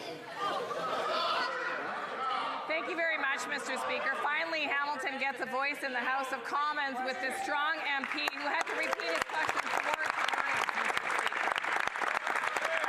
How disrespectful to the workers of Hamilton, who are really struggling and working so hard to pivot to new product and to new markets. And that's why standing beside DeFasco yesterday, Mr. Speaker, one of the backbones of our steel industry here in Canada, and the Prime Minister, as we continue to support that industry to pivot to new markets and to new product, was so important. Mr. Speaker, on this side of the House, we'll listen to the steel industry. The honourable member for Haliburton, Kawartha Lakes. The Cowichan Court ruling in the British Columbia Supreme Court is causing real damage in Richmond. Banks are pulling back, buyers are walking away, investment is on hold, and families and businesses are being left in limbo. On October 23rd, Richmond Council urgently asked the Attorney General to protect private property rights. This Liberal government didn't even bother to respond. And a few days ago, the Richmond Council passed another motion demanding immediate federal action to mitigate the harm to affected residents. Why is the government abandoning the people whose homes and livelihoods are now at risk? The Honourable Minister for Crown Indigenous Thank you, Mr. Relations. Speaker. Thank you, Mr. Speaker. Canada disagrees with the BC Supreme Court's ruling and appealed it on September 8th. We're reviewing potential legal arguments and all options are on the table. Further legal clarity is required to address the decision, particularly relating to private property rights. We will continue to work collaboratively with all parties to uphold the principles of reconciliation, transparency, and legal responsibility. We remain available for dialogue with the other parties to litigation throughout this process. Thank you, Mr. Speaker. Honourable Member for Richmond Centre, Marpole. Mr. Speaker, families, farmers and businesses, people who bought and owned property in my community of Richmond are now fearful their titles may no longer be secure because of the convention ruling. Property ownership is one of the core institutions upon which this country is built. This Liberal government's failure to properly fight for and communicate with folks in BC has created an environment of fear and dread that they may soon lose their rights over their own property. What will the minister do to ensure that countless BC residents will not lose their rights as property owners? The Honourable Minister. Thank you, Mr. Speaker. Our government disagrees with the BC Supreme Court's decision and appealed the decision alongside the Government of British Columbia, the City of Richmond, Musqueam, Tawasin, as well as the Cowichan.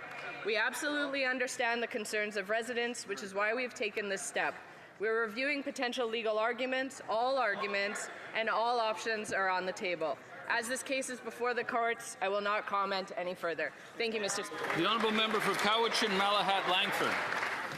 This appeal will drag out for years. The Cowichan Tribes versus Canada court decision continues to put private property rights at risk. Uncertainty is now escalating into anger and unrest. Landowners are unable to get mortgages, businesses are building facilities in the U.S. instead of BC, and neighbours are turning on each other with verbal threats. Will the Prime Minister finally show some leadership and confirm this appeal will always protect private land title and acknowledge that this is an existential threat to the institution of private property ownership across Canada? The Honourable Minister. Thank you, Mr. Speaker. As I've mentioned multiple times in question period today, as well as past question periods, our government disagrees with the BC Supreme Court decision, and we are appealing it. We are reviewing all options, and as this case is before the courts, I will not comment any further. Thank you, Mr. Speaker. The Honourable Member for Etobicoke Lakeshore. Across the country, Canadians are seeing a rise in hate, threats, and intimidation aimed at our communities. If the Conservatives are finally ready to put safety of their own communities first, the Combating Hate Act is right in front of them. Mr. Speaker, can the Minister of Justice tell us what this legislation will mean for the safety of our neighbourhoods, schools, and places of worship? The Honourable Minister of Justice. Mr. Speaker, Canadians want this Parliament to take action to combat a rising trend of hate crimes in this country. For our part, we have introduced Bill C-9, the Combating Hate Act, which seeks to protect Canadians by putting in place criminal penalties for those who would commit hate crimes against people, whether on the doorsteps of our religious institutions or in our committees more broadly. This is an important day in the future of this legislation. The Justice Committee will be looking at the specific clauses of this bill after question period today, and Canadians will come to understand which parties are interested in protecting communities against hate and which are more interested in obstructing and delaying this legislation. When Canadians are watching, I hope we can demonstrate a spirit of The Honourable Member for Calgary Nose Hill. A senior Liberal debating my bill to stop leniency for non-citizens convicted of serious crimes said this: if someone is going out there and raping another individual, do we really believe that they are going to get special treatment from a judge? Well, the very next day, there was a report of a non-citizen in Barrie being convicted of raping a 13-year-old little girl and impregnating her twice. And the rapist had been given an adjournment to see what impact his guilty plea would have on what? His immigration status. Will the Liberals admit that they were wrong? The Honourable Secretary of State for Combating Crime. Mr. Speaker, there are provisions in place if a non-citizen commits a crime and serves a sentence. They are removed from Canada, Mr. Speaker. CBSA works on these cases, and they prioritize criminal cases, in fact, when making removals. Thank you. Honourable member for Courtenay Alberni. Mr. Speaker, this Liberal government is trying to revive a failed bitumen pipeline from Alberta through BC that went nowhere under Stephen Harper's Conservatives and still has no First Nations consent. Talks about ending the oil tanker ban to enable this scheme in an MOU without BC at the table and without coastal First Nations involvement is harming a critical relationship and getting things done. Does this Prime Minister actually realize that pushing a project the coast has already fully rejected is breaking trust with coastal First Nations? The Honourable Minister of the Environment and Climate Change. Mr. Speaker, the Prime Minister said it in this House, and I will repeat it because I think it's very important to hear it again. We need to ensure the agreement of British Columbia and of First Nations. That is an important part of how we work forward on building a strong Canada, and I hope that if by repeating it, everyone can make sure that those words are heard. The Honourable Member for Vancouver East. At no time during the campaign did the Prime Minister say the tanker ban will be lifted or changed. BC Coastal First Nations is saying loud and clear that the tanker ban is not up for negotiation and no MOU will change that. This secret deal signed behind closed doors without BC and First Nations at the table is a betrayal. Enbridge 2.0 will not proceed without First Nations free, prior, informed consent, and BC will not stand for it. Will the Prime Minister acknowledge that this is the pipeline for nowhere but the courts, and stop wasting everyone's time with this political posturing? The Honourable Government House Leader. Well, Mr. Speaker, as I believe this is the last question, you can see the span of views in this chamber. It's interesting to me that it is a Liberal government and the Liberal Party that finds the cooperative, consensual way forward. Of course, in response to the member, we will work with and have a duty to consult First Nations. Of course, we will work with and have a duty to work with the province of British Columbia, as we do indeed with the province of Alberta. This is a visionary agreement today, a memorandum of understanding that sets a course for the future of West. And that's it for today, for question period. I wish to inform the House that the volume of the earpieces will now be... Hey, well, so that was interesting. Turn off my sound so I don't have an echo. The same member who brought up those questions, I got denied those speaker questions, something I wasn't tracking until yesterday. Because yesterday the speaker denied twice the member asking that same question about the flimflammery. Right? Apparently there was some law breaking regarding some election stuff that the member was involved in, and a Liberal member. And yesterday the speaker denied those questions. And when he asked a question again today, the speaker did not refer the question to a minister. He just looked at him and said, "Next question." So, very well. The member asked a question, reframed it again, stating specifically, explaining to the speaker how this actually affected government business. And then I guess he acquiesced and actually gave the question, which of course they didn't get an answer for. But I'm wondering if that's the same guy that everyone was heckling from Hamilton that was trying to say his thing that got to say it 4 times. I wonder if he's the one who was involved in a flimflammery. I'll have to look that up afterwards. Bill C9, I'm glad they brought that up. We have a video on our site. Emergency. Call your member of parliament. Doesn't matter if he's a Liberal. You just need to record these calls. You call them. Most of the time, you're just going to be getting an answering machine anyway, because there's so many people calling their MPs these days because of all this flimflammery and idiocy that's happening. But if you just call them and say, tell them who you are, give them your name, where you live. Obviously, you're in that riding. It's good if you give your address to them, right? Because you're calling your riding, your constituency office. Well, of course, unless, of course, you're in Carney's constituency, then you don't have a constituency office. You call and you record and say, "Hey, you know what? I don't like this bill," and you give them the reasons why. And if you need some reasons, let's see if we can bring up our site here. Nope. Let's go straight to, just bring that up now. Where to the score while you do that? Go straight to our site. And now if you go down to playlists and hit your parliament and look for the flashing red lights. There we go. All your MP. In here, we break down and pretty well. We just let John Carpe say his things because I brought up this bill before in prior videos. If you want to know what's in it, it's taken away your free speech. Now, you see what's happening in the UK where they are arresting people for saying pretty words online. 30 plus thousand people now in the UK have been arrested and sent. Well, I don't know if they've all been sent to jail, but they've all been arrested, right? And given a criminal record for saying hurty things online.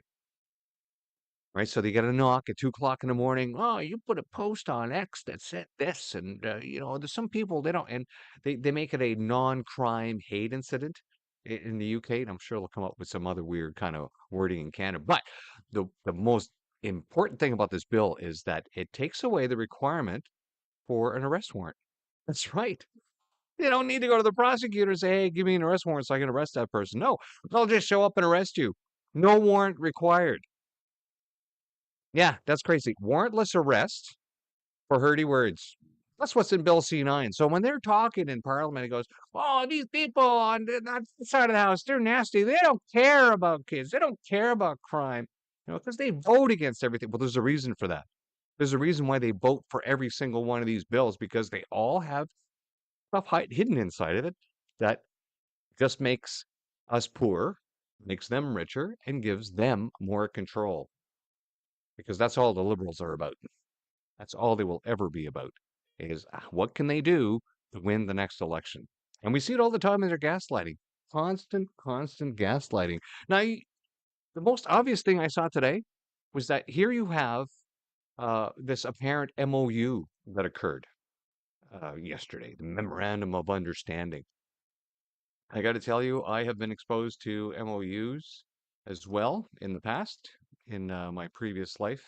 And of course, those had to do with memorandums of understanding between units in the military or between industry and the military as certain contractings would be worked out. And they're usually there for a reason, right? And they pretty well outline the way forward because everyone has a mutual interest.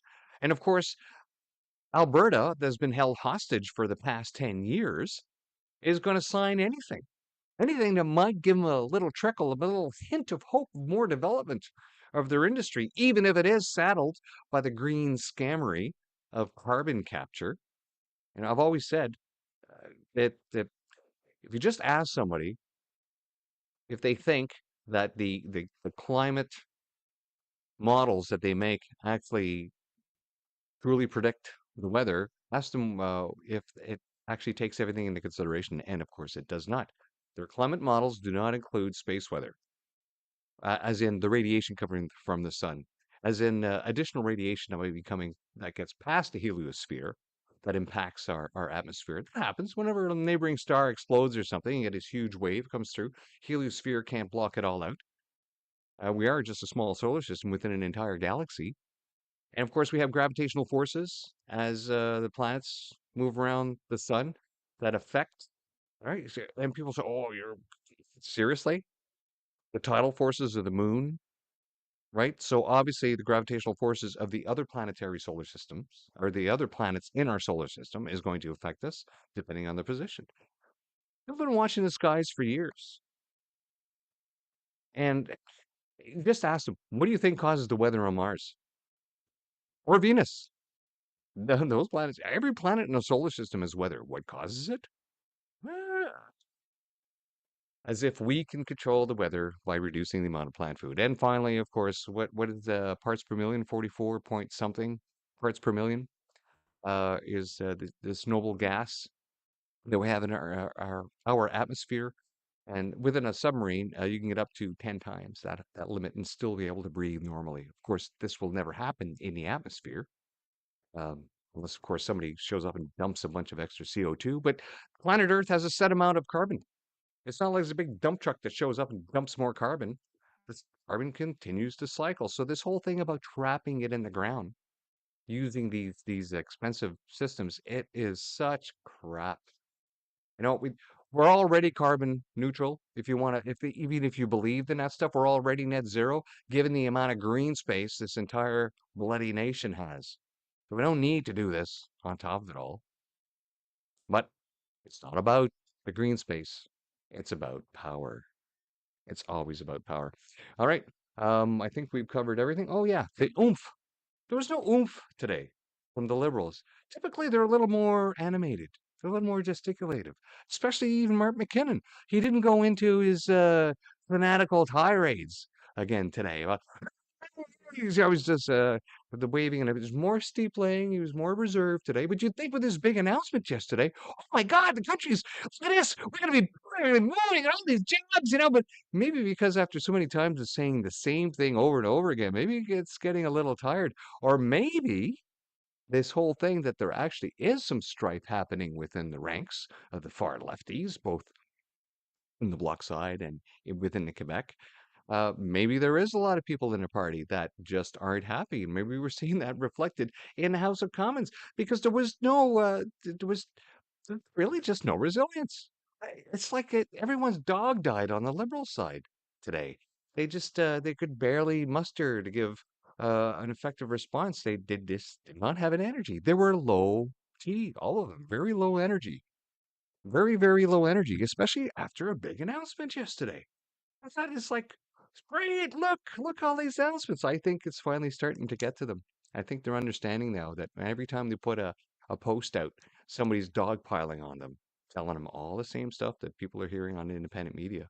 And I think they're realizing that their control in the mainstream media is only affecting a certain crowd now. Now, there's been another polling group out there, more independent, that's been showing some better numbers for the CPC. Well, we all know what they say about polls, right? There's only one poll that matters, and that's the one at the ballot box at the end. Well, on our way out the door today, I have another version of the intro for my project I'll be starting this weekend called Sci-Fi Saturdays. So let's just show you this quick, different version from yesterday. And after that, we will go straight into our intro outro for the show. And then we will see you tomorrow morning at 9 o'clock for Blazing Cat for Fridays, where we do a full read through of the best news aggregate in Canada. Blazing Cat for website has been around coming up on 20 years in February. He's very, very nice, my buddy at BCF, to host my streams on Fridays. I've been doing that since last May. We've gone nonstop every Friday. And head on over to his site. Just Google it. Blazing Cat Fur. Great site. And if you don't want to go to mainstream media, it's a good little filter to actually find some interesting stories. And as well, after that, 10:30, an hour later, we will be back for the nap, as the house always sits earlier on Fridays and usually looks almost as empty as the house did today. Yeah, so now I'm not surprised that Polyev wasn't there. His voice has been sounding a little different the last couple of days, like he was just about to come down with something. Or maybe it's just, he's just talking too much. It's the problem with being a politician. You have to do a lot of talking. It's not every politician can walk out there with, I'm going to talk with a voice box thing. All right, enough of that. We'll see you tomorrow. Thanks for coming out. Like, share, subscribe. Appreciate all of you. Thank you for putting some stuff in the chats. And if you're watching this on replay, please leave a comment down below. Comments drive the algorithm when I'm not driving it down with my words. See you next time. Bye-bye. And I didn't fade in. Working. I am programmed to destroy those life forms which are imperfect. Non sequitur. Your facts are uncoordinated.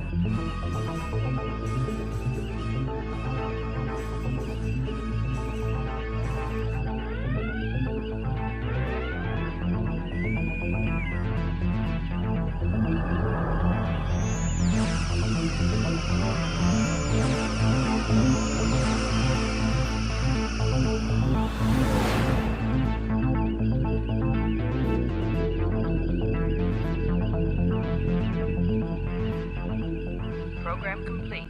Enter What is the Leader of the Opposition doing, Mr. Speaker? What am I doing? I'm standing in the House of Commons. Where's Waldo, Mr. Speaker? He's hiding. We know he's in the House of... We know that he's in Ottawa today. We know that he's in the... If the Conservatives want the truth, we'll tell them the truth. Yesterday from the Prime Minister really freaked these Conservatives out because they saw the ambition in that speech. And not only did they see it in that speech today, as the Prime Minister stood with the Speaker, we will take no lessons from these Conservatives. Trust me on that. They know that the youth... The only thing that's revolting are those answers.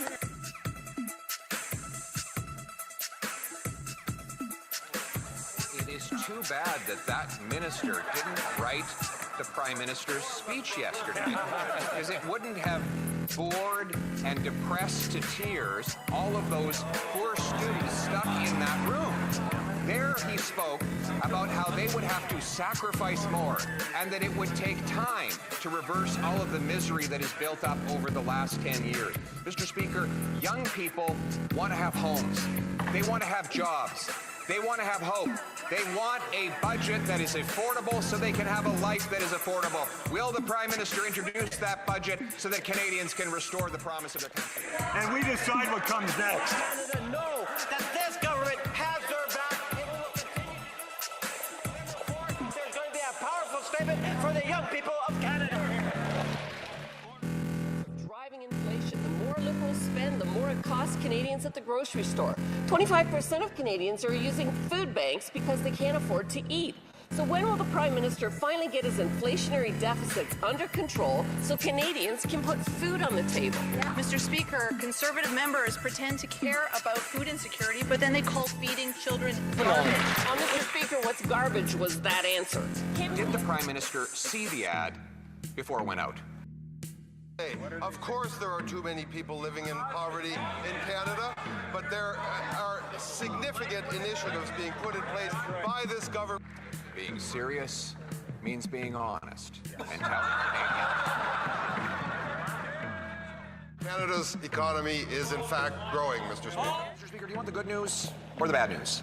Well, in these times, I guess we'll have to start with the good news. It's all we've got. The good news is that David Eby, the Premier of BC, has absolutely no constitutional authority to block a pipeline. The bad news is that this Prime Minister does. Under Section 9210A of the British North American Act, works between provinces are exclusively the federal government's responsibility. So will the Prime Minister stop hiding behind the powerless Premier, get out of the way, and approve a pipeline to the Pacific today? I'd invite the member opposite to buy a ticket to Calgary tomorrow to see how a federal government works with the provincial government.